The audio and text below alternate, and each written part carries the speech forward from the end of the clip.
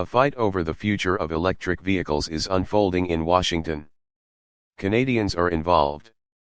A struggle is unfolding in Washington over who will make the electric vehicles that the Biden administration sees as a key part of the transition to a carbon-neutral economy. And some Canadians are taking sides in the debate with long-term implications. The specific flashpoint is the landmark Inflation Reduction Act, and the large tax credits it offers American consumers for buying an EV. Subscribe our YouTube channel and click our bell icon for new videos. Tax credits it offers American consumers for buying an EV. The U.S. government is now writing the rules to implement this law, arguably the biggest legislative achievement of the Biden era. The clash, in a nutshell, revolves around a question: what is the main goal here? Is it to sell more electric vehicles, more quickly, speeding the transition to a low-carbon economy? Or is it to achieve the slower, steadier reindustrialization of North America, one that would reduce long-term reliance on China and draw manufacturing here as part of what the White House has taken to calling Bidenomics? That debate is playing out as the U.S. Treasury Department studies public comments while designing its tax credits, which are worth up to $7,500 per car. Canadians might remember this issue. It was a sore spot between Ottawa and Washington until an amicable resolution, with the law ultimately giving North American products preferential treatment. Now the rest of the world wants in on that deal. Other countries and importing companies have been fighting to make their products eligible for those tax credits, and are arguing for an expansive interpretation of the law. Subscribe our YouTube channel and click our bell icon for new videos. Other countries and importing companies have been fighting to make their products eligible for those tax credits, and are arguing for an expansive interpretation of the law. Their argument is both environmental and practical. They say meeting climate goals requires a rapid electrification of the vehicle fleet, and there's no way of getting there if the rules are so protectionist that virtually no cars qualify for tax credits. The counter-argument invokes national security. In short, Western countries are disturbingly dependent on China for industrial inputs that power our economy, like critical minerals, and this law is supposed to change that. Amid a manufacturing renaissance in the U.S., this argument goes that the U.S. can't count on China for its inputs. Public commenters include Quebec. The Treasury Department released an interim draft this spring and gave everyone until June 16 to weigh in on a series of highly technical judgment calls it needs to make. Such judgment calls involve the definition of a trade agreement, whether leased cars count as commercial vehicles, which qualify easily for the credit, which minerals deserve protections, and how to calculate the value of battery parts. In aggregate, these seemingly eye-glazing dilemmas hold serious implications for everything from the environment, to U.S. alliances and to national security, according to public comments submitted to the Treasury. Among those urging the regulators to get stricter are the Quebec government and a company based in BC and Quebec. Both have expressed concern in their submissions that the proposed rules are too permissive. It's a plot twist from a year ago, when Canadians were fuming the law was too strict back when Canada feared being shut out of the credits entirely. Canadian battery technology manufacturer Nano One Materials Corp argues that the draft regulations are too broad. One complaint, for instance, is that the law needs stricter rules for iron. Iron makes up 1/3 of lithium iron phosphate, LFP, car batteries. The company says it needs the same protections as critical minerals, otherwise these U.S. tax credits will wind up subsidizing batteries mostly produced in China. A big loophole. To me, that's a big loophole. And it needs to get resolved, Nano One CEO Dan Blondal told 24newsread.blogspot.com news. We will be funneling tax dollars to our competitors overseas. LFP technology reflects the history of electric vehicles. Decades ago, it was actually developed partly in Quebec, including by publicly funded institutions Hydro-Quebec and the Université de Montréal. But the technology never took off here. It eventually wound up being mass-produced in China, and patent fees were waived for Chinese companies producing domestically. Now those patents are expiring right as LFP is gaining in popularity. Nano One starts production this year in Candiac, Quebec, after building partnerships with mining giant Rio Tinto, Volkswagen, and energy storage company Our Next Energy. Blondel calls the Inflation Reduction Act a rare chance to ease dependency on a rival, China, that once famously cut off mineral exports to Japan during a dispute. We have a generational opportunity, Blondel said. Otherwise we'll lose on national security. We'll give away jobs and we'll perpetuate many of the environmental issues and GHG emissions, that are kind of the antithesis of our net zero ambitions. Quebec also argues in its submission that the rules, as currently written, risk further entrenching U.S. dependency on unreliable countries with state-funded companies, an unstated allusion to China. Their position has allies. The U.S. domestic mining lobby warned in its submission that rivals have a stranglehold on industrial minerals and China will continue to control 70% of the battery supply chain through 2030. The National Mining Association argued the Biden administration's current draft regulations are inconsistent with the legislation's goal of reversing this trend. Implement this law to support the domestic sourcing goal of Congress rather than finding ways to undercut it, the association said. That get strict approach has a high-profile endorsement, from no less than the U.S. Senator who provided the critical swing vote that passed the law. Among those submitting comments was Senator Joe Manchin, who negotiated many of the key provisions of the bill before he let it pass. In a signed letter, he listed several ways the Biden administration strayed, in his opinion, from the intention of the law. Manchin, follow the law. He argues leased cars shouldn't count as commercial vehicles. He says Biden stretched the definition of free trade agreements to include a critical minerals deal signed with Japan, and another he's working on signing with Europe. And he fumed that, under a proposed phase-in period of at least 2 years, tax money can go to batteries where as little as 25% meet Manchin's intended conditions. My comment is simple, Manchin wrote at the tail end of an 11-page letter filled with technical complaints. Follow the law. The counter-argument from the administration is that the law isn't always clear. There's a judgment call involved, like what counts as a commercial vehicle. The climate counter-argument. Advocates of the more generous application of tax credits cite the urgent threat of climate change. They say it's going to be a challenge hitting the U.S. Environmental Protection Agency's goal of EVs accounting for 2/3 of light vehicles sold in the U.S. by 2032. The U.S. will fall slightly short of that, according to private sector forecasts by IHS and Goldman Sachs and others. The policy design matters. EV projections vary, in part, on what sorts of incentives get adopted by government, including in the Inflation Reduction Act. Some car makers, like Stellantis, urged the administration to stay the course, and produce final rules as flexible as the draft version. A lobby group for big international auto companies that also manufacture inside the U.S. said it applauded the flexible attitude in the draft regulations. This approach will help more Americans better afford the transition to a clean vehicle of their choice, wrote Autos Drive America. The final rule should be out soon. Then there's another, related, battle ahead. Starting next year, the Inflation Reduction Act forbids tax credits going to batteries produced by a so-called foreign entity of concern. Those details still need to be defined. So it's unclear what that incoming rule will mean for car makers, inside the U.S., that buy batteries from the Chinese giant CATL. For example, Ford is partnering with CATL to produce in Michigan. Tesla already buys CATL batteries and is reportedly considering a U.S.-based joint deal like Ford's. That uncertainty looms over the industry. In the meantime, the smaller Canadian battery company, Nano One, says it's watching closely. Help more Americans better afford the transition to a clean vehicle of their choice, wrote Autos Drive America. The final rule should be out soon. Then there's another, related, battle ahead. Starting next year, the Inflation Reduction Act forbids tax credits going to batteries produced by a so-called foreign entity of concern. Those details still need to be defined.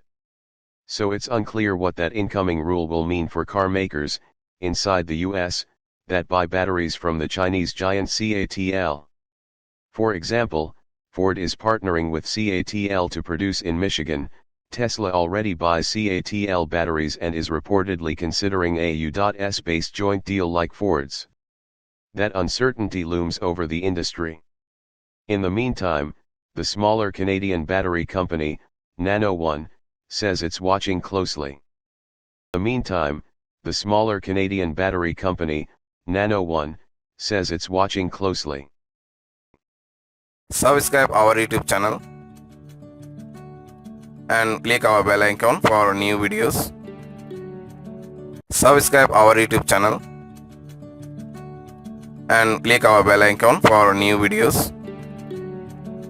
On the 4th of July, a few reasons to feel encouraged about U.S. democracy. It's been a grim week or so in the United States, especially for those with progressive values. In Baltimore, a deadly mass shooting underscored, again, how desperately gun reform is needed, and, tragically, how unlikely it is to happen. Subscribe our YouTube channel and click our bell icon for new videos. Tragically, how unlikely it is to happen. And in Washington, a spate of Supreme Court rulings undid decades of forward movement. The court's right-wing majority rejected affirmative action in college admissions, favored religion over anti-discrimination laws, and knocked down Joe Biden's plan to forgive student loan debt. Add to that the one-year anniversary of the court's devastating overturning of Roe v. Wade, and you could practically hear the sound of hard-won progress being sucked down history's drain. Pretty depressing, all told. But despite that, there are reasons to feel encouraged about the future of the nation on this, its 247th birthday. First, the successful effort in Congress to protect democracy and electoral integrity known as the Electoral Count Act reform. Widely seen as the most important such reform in a generation, it developed in direct response to Donald Trump's efforts to overturn the 2020 election, which came to a violent head in the January 6 insurrection at the U.S. Capitol. Among its many admirable provisions, it prohibits state legislatures from changing how electors can be selected after an election.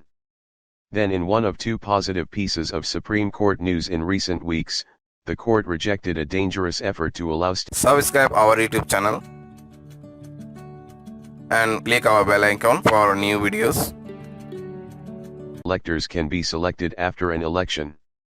Then, in one of two positive pieces of Supreme Court news in recent weeks, the court rejected a dangerous effort to allow states to ignore their own state constitutions. Undeterred, that could have radically transformed how federal elections are conducted by giving state legislatures a great deal of power to set rules for federal elections. The court also unexpectedly struck down Alabama's racial gerrymandering plan under the Voting Rights Act. I find it oddly encouraging that, according to a recent USA Today/Suffolk University poll, 7 in 10 Americans think our democracy is imperiled. Of course, people define that peril according to their own politics and worldviews, but is undoubtedly one reason why election denialists were roundly defeated during last year's midterm elections. As 24newsread.blogspot.com News's Adam Edelman put it, nearly every single candidate in battleground state races who denied or questioned the results of the 2020 election was defeated for positions that oversee, defend, and certify elections, a resounding loss for a movement that would have had the power to overturn future contests. Most Americans apparently don't want extremists running elections, and they understand how high the stakes are. Our democracy is fortifying itself on many levels, Greg Sargent of the Washington Post wrote recently. That happened because citizens and government officials took post-2020 threats seriously.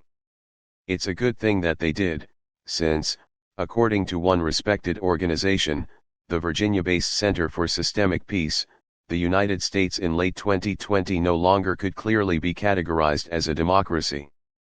It had become, for the first time, an anacracy, which shares qualities of both autocracy and democracy.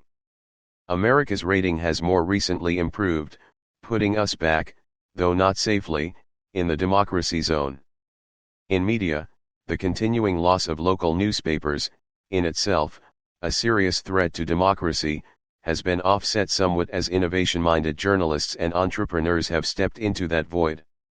Witness the growth of digital-first news organizations such as VoteBeat and States Newsroom, and collaborative efforts like Spotlight PA or the partnership between the Texas Tribune and ProPublica. A recent big price tag for Fox News, $787.5 million to settle a defamation case brought by Dominion Voting Systems, is another encouraging development. It provided some accountability for the way the cable network knowingly spread election-related lies after the 2020 election, when that settlement was followed by Fox's firing the reprehensible Tucker Carlson. It began to look as if legal challenges could do what advertiser boycotts could not.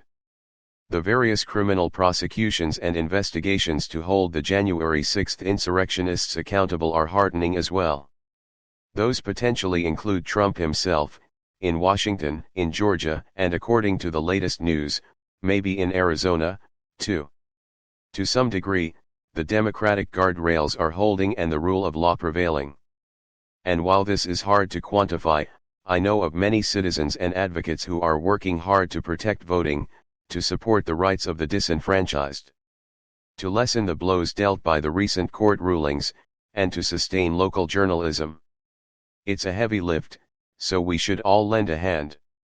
Get engaged locally, urged Yale University's Asharang Appa told me recently when I interviewed the former FBI agent for my podcast, American Crisis: Can Journalism Save Democracy? That could mean running for office, signing up to be a poll worker, volunteering at school, participating in the arts. Rang Appa wants more Americans to cultivate the habits of democracy.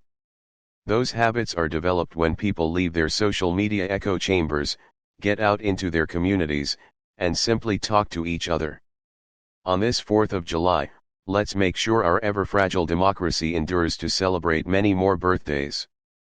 Can journalism save democracy? That could mean running for office, signing up to be a poll worker, volunteering at school, participating in the arts. Rang Appa wants more Americans to cultivate the habits of democracy. Those habits are developed when people leave their social media echo chambers, get out into their communities, and simply talk to each other. On this 4th of July, let's make sure our ever-fragile democracy endures to celebrate many more birthdays. Democracy endures to celebrate many more birthdays. Subscribe our YouTube channel and click our bell icon for new videos. Subscribe our YouTube channel and click our bell icon for new videos. PM Chris Hipkins to put staffing claims to Allen after EU trip. Prime Minister Chris Hipkins intends to speak to Cabinet Minister Kiri Allen in a couple of weeks about recent claims of past disunity with her staff. He suggests the ongoing media interest is a sign of a higher bar for ministerial behavior than in the past.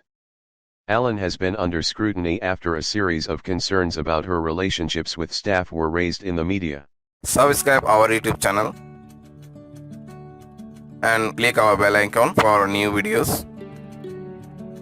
About her relationships with staff were raised in the media. Department of Conservation Director General Penny Nelson had said one staff member ended their secondment early and she had raised concerns with ministerial services, but no further problems arose and relationships improved.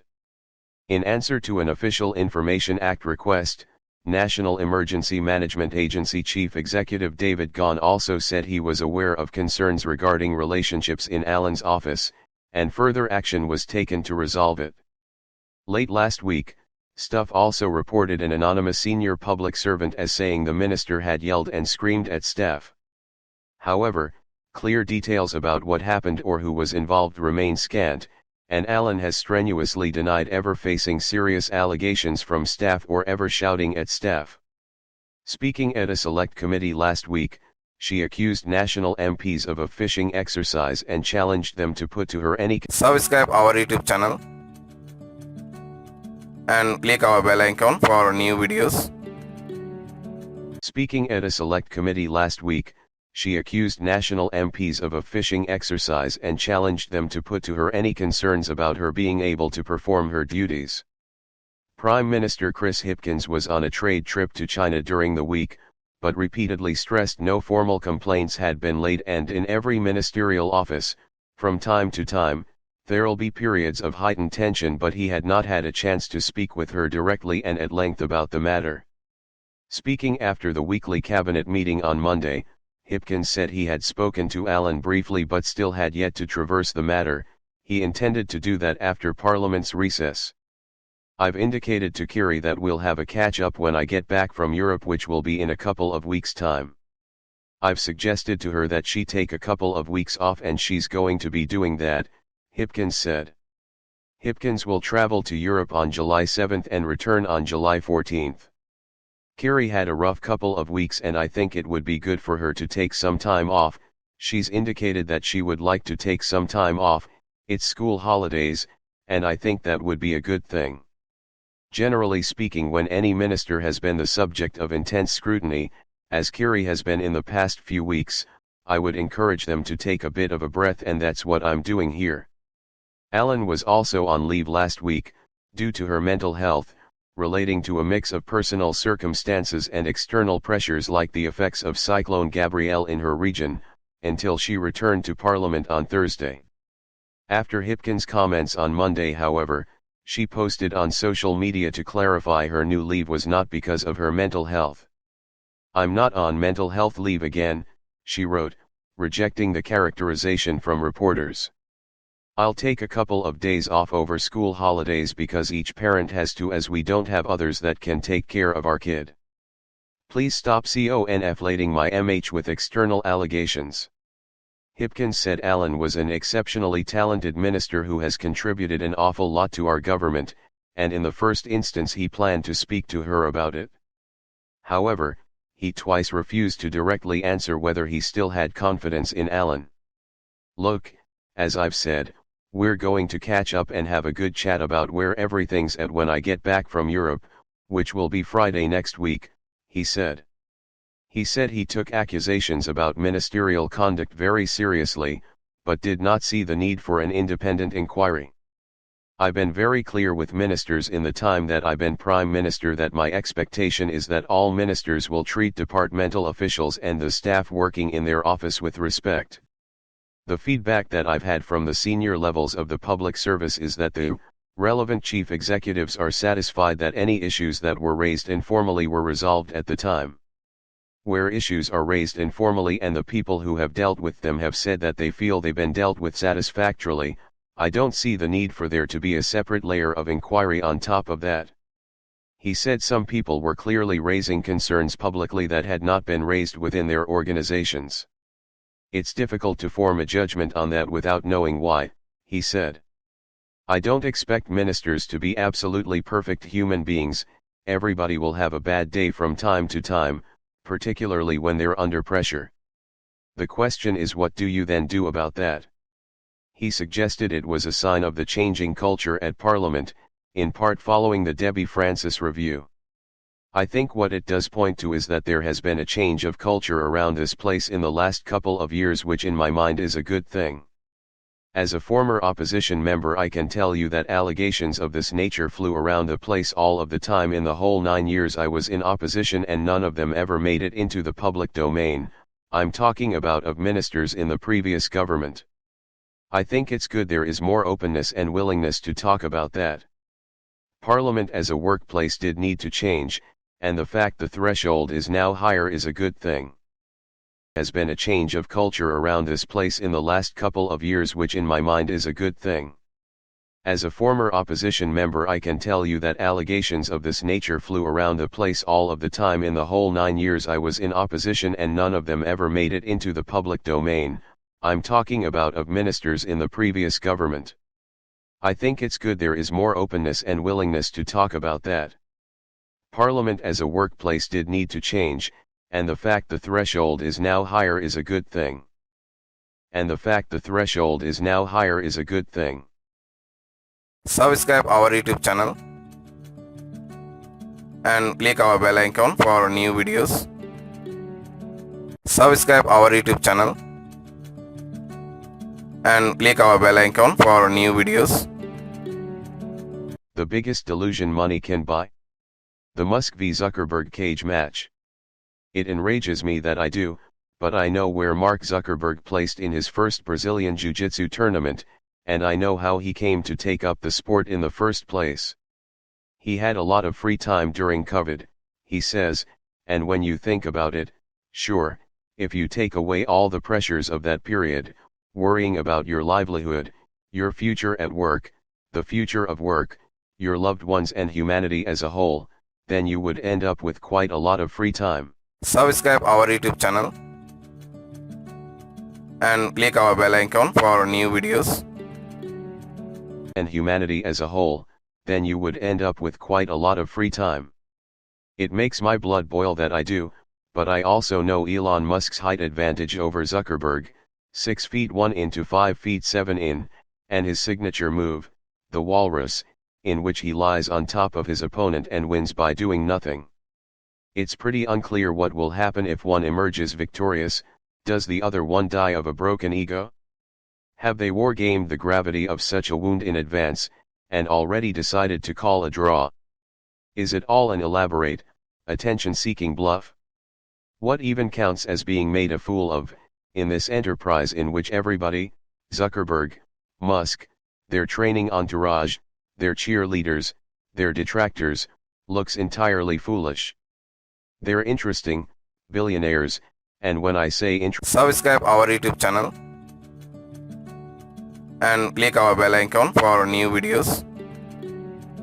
Detractors, looks entirely foolish.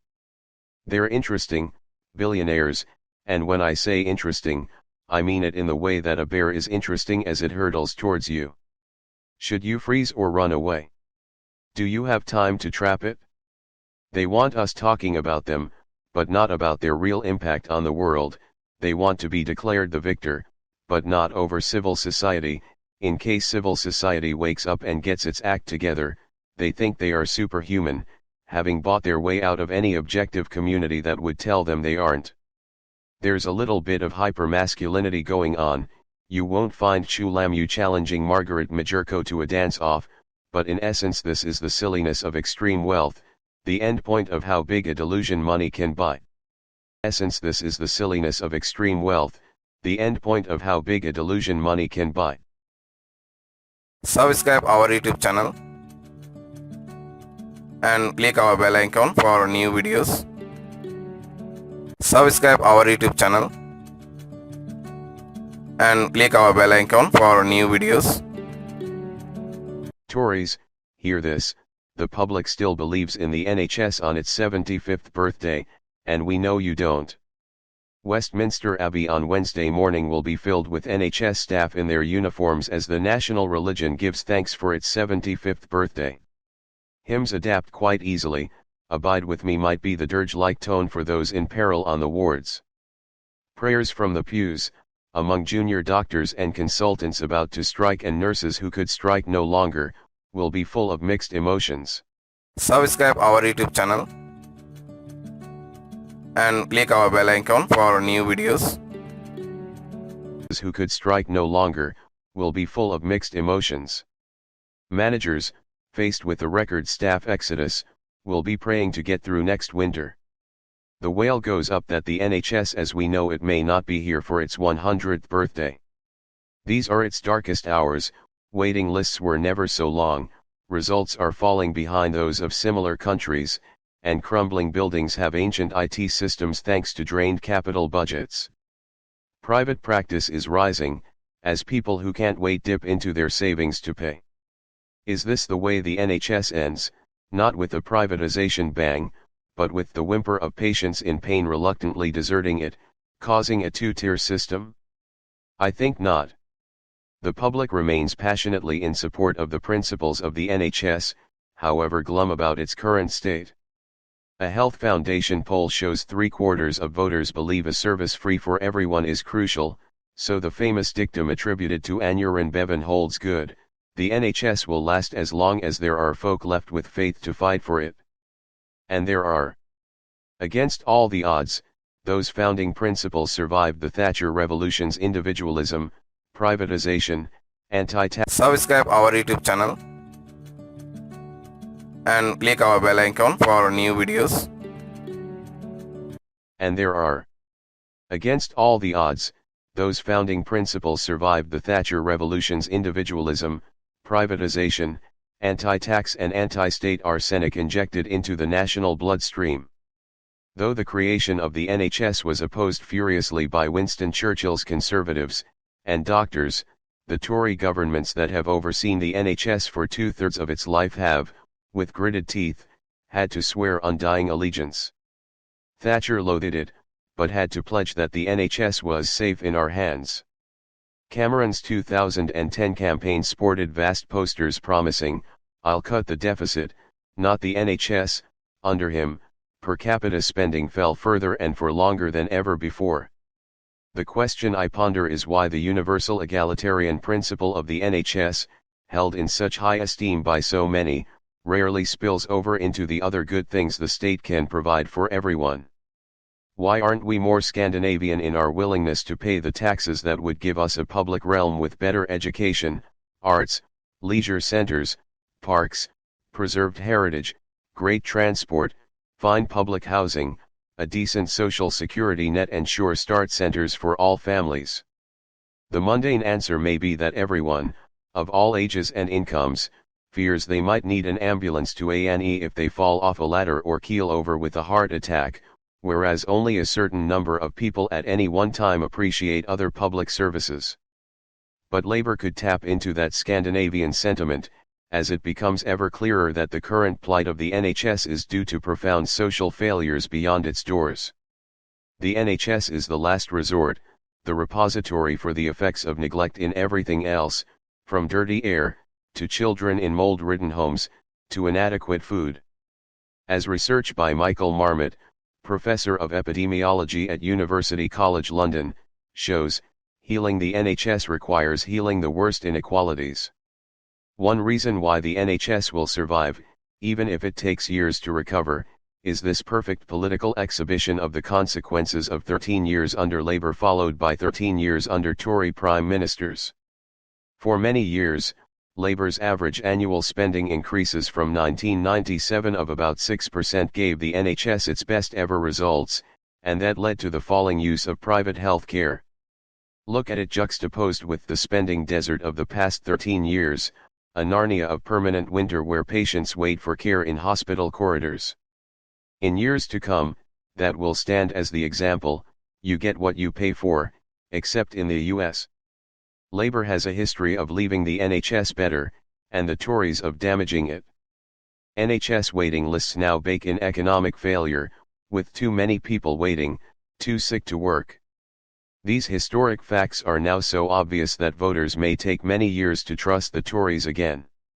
Wes Streeting, Labour's shadow health secretary, looks on as the Tories' workforce plan steals from his own much-trumpeted policy of doubling training places for doctors and nurses. He can now use elsewhere the £1.6 billion a year he planned to raise from non-DOM tax reliefs to spend on training. His reform priorities spelled out this week rightly shift resources out of acute care to community, GPS, and prevention. It's been tried before, and was advocated again by the NHS Assembly's report last week. Has he the mettle to do as he says, and deny hospitals while beefing up GPS, social care, and community health? How much Labour would spend on the NHS remains unknown for now, though Steve Barclay, the Health Secretary, gets away with promising £2.4 billion over 5 years for his training plan, unable to say where it will come from. Rishi Sunak said ominously in his press conference, "By prioritizing the NHS there will be other things that we can't afford." If rumoured benefit cuts are among those other things, they will ricochet back into added NHS pressure. Social cuts always do. Meanwhile, Conservative outriders hammer on against the NHS. Andrew Neil was the latest to berate its failings in the Daily Mail.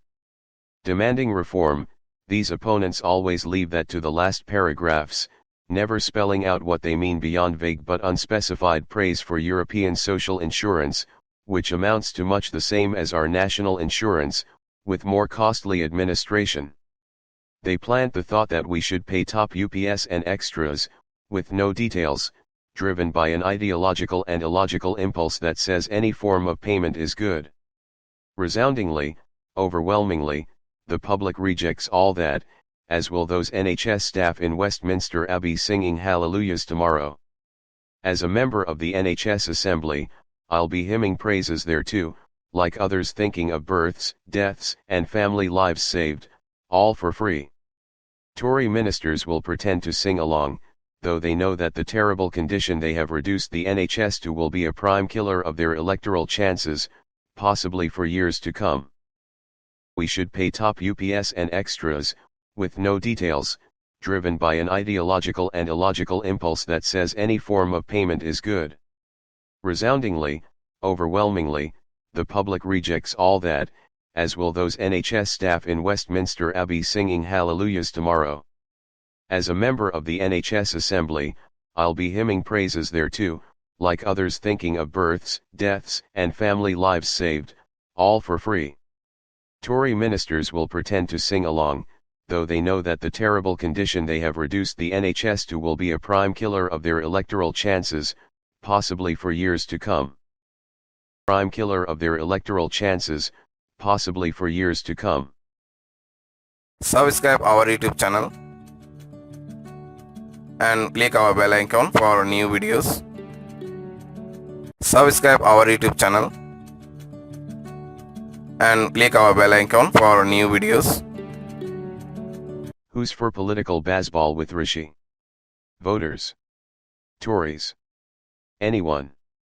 Cricket banning orders, please, for the Wagner group of MCC Blazers who took it upon themselves to enforce the spirit of the game by abusing the Australian team as they returned to their dressing room through the members' pavilion shortly after their stumping of Jonny Bairstow on the last day of the Ashes Test at Lord's. Subscribe our YouTube channel and click our bell icon for new videos. Bairstow on the last day of the Ashes Test at Lord's.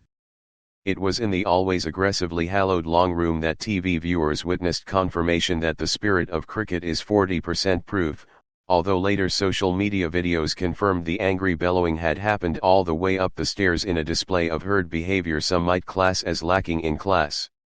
Not me, of course. I don't understand why the famously mild-mannered Usman Khawaja didn't act more grateful for this lecture in dignity and personal responsibility from a bunch of baying ginhounds whose wives buy their pants. I know, #NoTaLem Sikh members. Still, if the club did go belt and braces and red trousers on rooting out the bad apples, it could certainly get its waiting list significantly down from the 29 years at which it currently stands. In fact, it has suspended precisely 3 members for the scenes on Sunday, pending what we might hazard will probably be a most stones unturned investigation. Moves to defuse the situation have not exactly been forthcoming.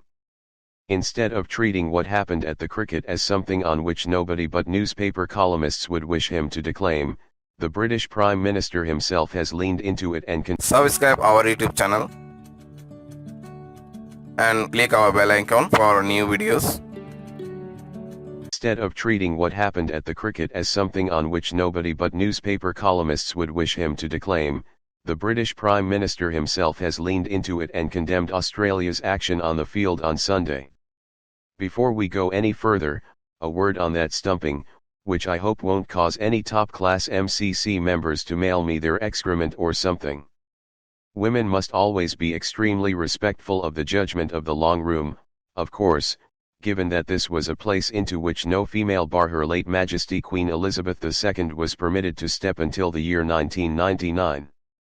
So forgive my opinion, but as a wicket-keeper himself, perhaps Bairstow will in future consider the wisdom of wandering out of his crease quite so frequently, judging that on the balance of probabilities, such a practice may end up getting punished at elite international level.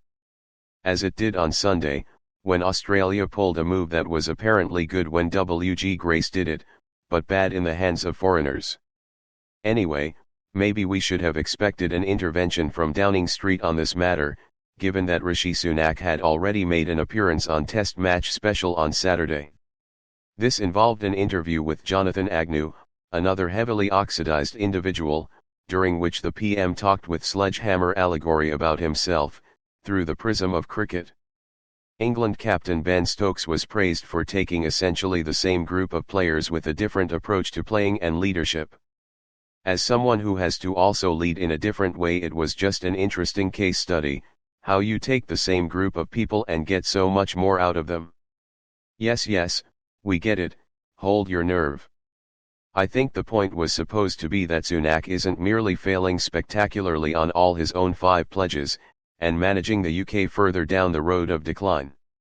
He's actually playing some political version of Bazball, and you should, officially, be extremely into it. Alas, as indicated, that was not the end of the Prime Ministerial pronouncements. The Prime Minister agrees with Ben Stokes, ran an official statement from his spokesman on Monday. He said he simply wouldn't want to win a game in the manner Australia did. Again, great to take lessons in ethics from a guy currently trying to ram through a policy of freighting refugees off to cuddly Rwandan President Paul Kagame. As for the notion that it's not how Sunak would have won, that doesn't mean a whole lot coming from a guy whose recent form includes losing to Liz Truss. WinViz is no longer even offering a percentage for Sunak's prospects in a general election, which will probably take place after a campaign of bellowing culture war banalities at a populace who honestly just want to see their GP inside of 8 weeks. The spokesman went on to confirm that Sunak believes Australia's actions were not within the spirit of cricket. As someone whose wife's tax affairs were for so long within the letter of the law, but certainly not the spirit of it, you'd think Sunak would avoid these little forays into matters that don't concern him. Furthermore, it seems glaringly odd that he should find time to have a public view on this business, when he couldn't find time to vote on the Standards Committee's damning report into Boris Johnson's Partygate lies, nor allow his spokesman to opine on whether or not he even agreed with it. Is true leadership having a view on a stumping but not on whether it's actually bad to lie to Parliament? It is now. Maybe you can appease your way to victory, something for our international sports players to consider. For now, it must be hard for outsiders not to be struck by anything other than a sense of unwitting English smallness that stretches from the inner sanctum of Lords to Downing Street and beyond. Sunday's scenes were the kind of undefying thing some of those aggressive members prefer to think only happens in all the sports on which they look down, or during Prime Minister's questions.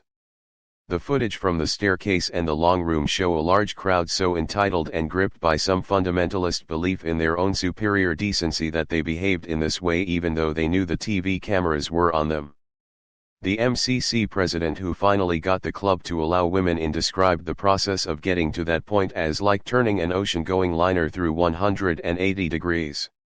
Sunday was one of those days where one might reflect it would have been better to put a shell in its hull instead. Out in the ground, meanwhile, it was particularly disappointing to hear former England captain Andrew Strauss put the febrile atmosphere down to people who don't normally come to Lords. Given the behaviour of the members, who do normally come to Lords, this seemed a bizarre attempt to offload the unpleasantness on hoi polloi taking advantage of some rare £25 tickets. Another great look in the week of a damning report that found widespread and deep-rooted racism, sexism, elitism, and class bias in all levels of English cricket. In the end, perhaps these deflections are easier than confronting the reality and debunking some of the less helpful stories a certain section of England likes to tell about itself. Much easier to just order another stiff one, and raise the old toast, "My country, right or wrong?" Given the behaviour of the members, who do normally come to Lords, this seemed a bizarre attempt to offload the unpleasantness on hoi polloi taking advantage of some rare £25 tickets. Another great look in the week of a damning report that found widespread and deep-rooted racism, sexism, elitism, and class bias in all levels of English cricket. In the end, perhaps these deflections are easier than confronting the reality and debunking some of the less helpful stories a certain section of England likes to tell about itself. Much easier to just order another stiff one, and raise the old toast, "My country, right or wrong?" And raise the old toast, "My country, right or wrong?" Subscribe our YouTube channel and click our bell icon for new videos. Subscribe our YouTube channel and click our bell icon for new videos.